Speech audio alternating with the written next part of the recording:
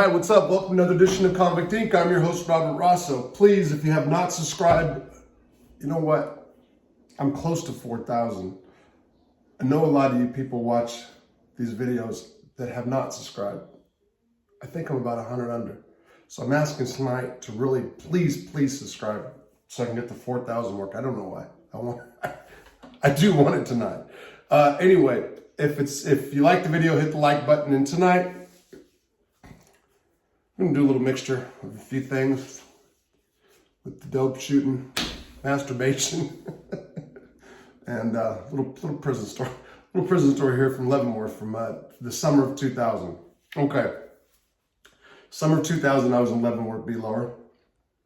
Had a cell to myself all the way in the back of the unit, cell 63, and again, you'll hear 63. How many cells? 63s have I been in? Quite a few.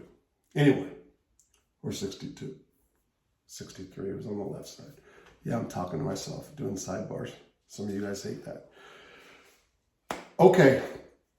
Back in the day, and I'm sure that's the same way now, especially at Leavenworth and, Terre Haute, FCI Terre Haute. When I left there, I knew that guys are remodeling their cells. So in older prisons, the cells are all fucked up. So as long as you can grab some paint, some putty to put in the walls, you can hook your cell up, put extra shelves in it. It just depends.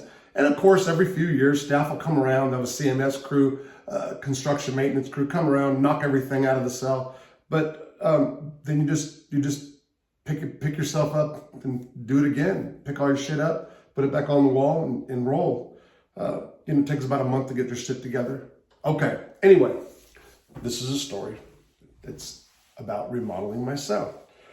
So in the summer of 2000, I had a cell by myself, and the cell was fucked up when I got it. So I wanted to hook the cell up. I wanted to paint it. I wanted to put shelves up. I wanted to do the whole nine. So one morning, I went out to CMS. I had a friend out there that worked out there. And if you want to get something, you don't put in work orders or talk to the unit manager or talk to the block officer. You go do it yourself. You grab a cart and you walk outside and you just grab the shit and you roll. Of course, that's somebody's hustle, so you might have to pay for some certain things. Paint, whatever. Well, on this morning, rather than go to the yard, I got a cart, rolled out to the paint shop out at CMS. And I had a friend that worked out there, and I'll just say his name was Timmy. Timmy, serving 5 life sentences, beat the death penalty, never getting out, never thinks he's going to get out. And he was a little older than me, but he liked to party. We shot dope. We've done dope together, drank plenty together. And on this day when I went out to CMS, Timmy had a fucking outfit ready to roll. And I said this before in a video about Chino. Somebody tried to hand me an outfit, loaded syringe before. I ain't going for it. Timmy, I knew. I knew this guy. I've known him for a while. So he asked me if I've ever done meth, if I've ever shot meth, because he knew I just started shooting dope basically. And I told him no, matter of fact, I got a little bit off some paper, but to make a long story short, he went ahead and he had some meth and shot me up, and I was off to the races. So we grabbed paint. I grabbed paint, threw a bunch of paint on the cart, threw shelves in the cart, whatever I can grab leaving CMS. And I'm just like spun to the hubs, woo, like spun dicky woo shit. I grabbed the cart, grabbed all my stuff, headed back over to the block. Anyway, I was going to talk about how I got stopped at the door. Doesn't matter. Anyway, made it back into the block, got down to my cell, and I had to take everything out of my cell. I had to sweep, clean inside of my cell. I had to chip old paint out of my cell. So this goes on through the day. This is a process now. So I stayed spun. Every once in a while I do a little heroin, do that roller coaster. Almost not quite like a speedball, but just kind of rolling up and down. That meth had me twacked out.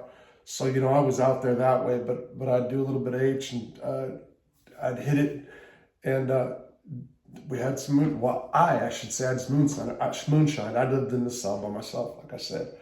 So night went on. I'm painting. I got pinstripe, and I'm just like got this thing hooked up. And the next thing you know, it's count time, like 10 o'clock count time. Like we're like count had already passed, and just time flew by because I'm just twacked, you know. So it's a few minutes till, and I'm on the second tier, be lower on the backside. I had all my shit all over on the tier, and I didn't have enough time to get it in, nor did I really care. All I did is I had all my stuff outside. I just grabbed a sheet, put a sheet over all of it, and left it. And I went in the cell, and I just got to painting. I think I was pinstriping the bed, doing a bunch of other crazy shit. And I remember looking down, and I'm hairy. People ask about my tattoos. I'm a hairy motherfucker. And this was no exception. So I used to shave my chest and back, and I didn't. I was kind of grown out, and I had this splatters. I had rollers. So I had rollers of, and I did coats, man, because I had so much. When I had rollers, I had paint splatters like all over me. Also had booze in the cell. I had shine. To be honest, I don't know if it was shine and wine. And I did try to go back and find the story because I've written the story before, and I couldn't find it to try to find out exactly, I know I had speed. I got high on that meth, and I know I had heroin, but I was trying to figure out what kind of booze I had.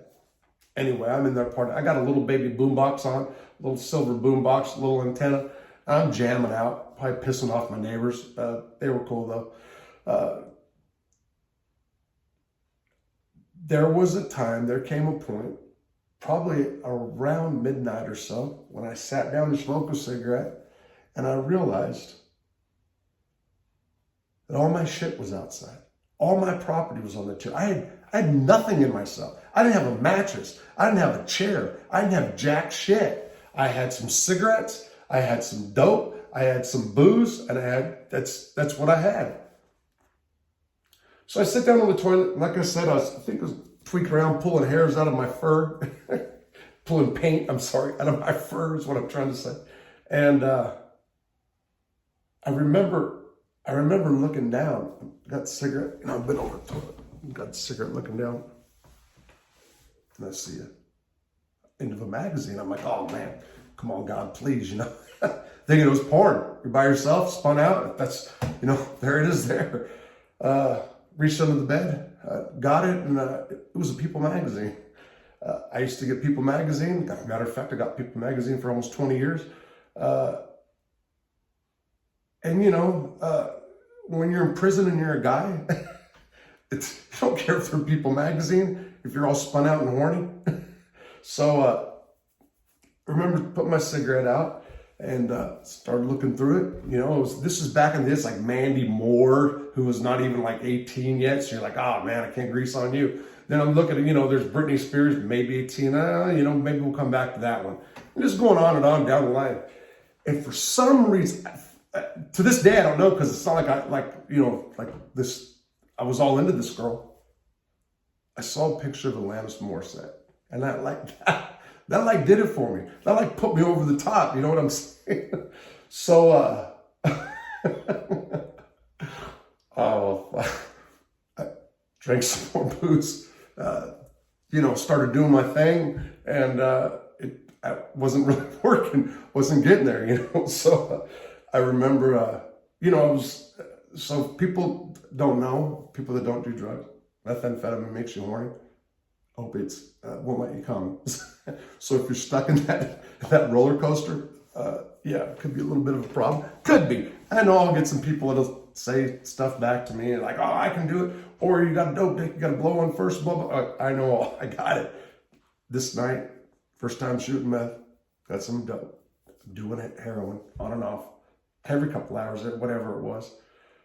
And I'm hard, nothing else. I can't do it. You know what I mean? I can't get there. Can't release. And I'm getting into motion now. It's hot, summertime. He's got this hairy bastard on the toilet. His boxers. That's all I had on, just a pair of boxers. and I'm getting it.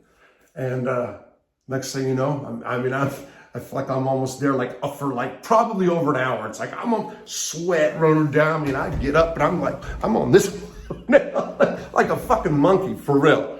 I fell against the side of the wall because I lost my footing. So I have paint now, like wet paint down my arm, beet red, full of sweat, and I'm not a quitter. Loser, but not a quitter. So I get back on that toilet, straddle that thing, and I'm going. And like I said, now I want you to, I'm standing up now with one foot on the toilet, looking down. So picture that. Make sure you get that visual. And I'm completely and all of a sudden I look up and there's a female officer. Miss Keeleon, and she just said, "You enjoying yourself, Mr. Rosso?" You talk about humiliating. Jesus Christ, that was like the worst of the worst, getting busted. And you got to remember, man, I was wringing sweat. I was bright red. So. It was Alanis Morissette that finally brought me there sometime after 3 o'clock. And I'll say this, Miss Keeleon, the next day, I couldn't face her. She laughed when she walked around. And it wasn't about, a week or two later, late at night again, I'm in that cell by myself, and I'll be damned if she didn't catch me snorting a line of dope. I was snorting dope that night, some white dope. And so as I bring this story to an end, I gotta ask, is that like what prison's supposed to be for? Is that what, really, is that what it was supposed to be for? Like that kind of stuff? Oh, hey, listen, tonight, hey, Marta, babe, please come here. Please grab that coffee. One of the subscribers sent me coffee. Grab that box of coffee, please. Oh. What is the name of the coffee? Fidalgo. Okay, so is there a website? Come here, please. We're gonna do the whole commercial here. We just thought about it. Look, go ahead. Support this dude. Go ahead, babe. What is it? Fidalgo. Coffee roasters. Is it a website? Okay, so look, we're gonna put the website. We just got this like right before we got home, and I'm like, I gotta give this dude a plug. For real. It's gotta be in the description. Oh, we're gonna put it in the description. Yes. Also, it smells very good. Thank you, babe. So look, people have been asking about sending, donating money and stuff like that. I'm gonna put that in the description tonight, and we're gonna go live here soon. My wife now has a little bit of time to help me, so we're gonna get this together. I realize this one's a little short tonight. I would encourage anybody to go find it and read it on Gorilla Convict, at least. It's called One Night with Alanis. The story written was probably a lot better. Again, it's 6 o'clock here. We were gone all day accidentally, and it was something I was gonna do a video earlier. And I'm really glad I got that dude's plug-in for that coffee, because his coffee's a freaking beast. We just got home a little while ago and already cranked it up. And she doesn't drink coffee. The smell got her going. All right, appreciate it. Peace.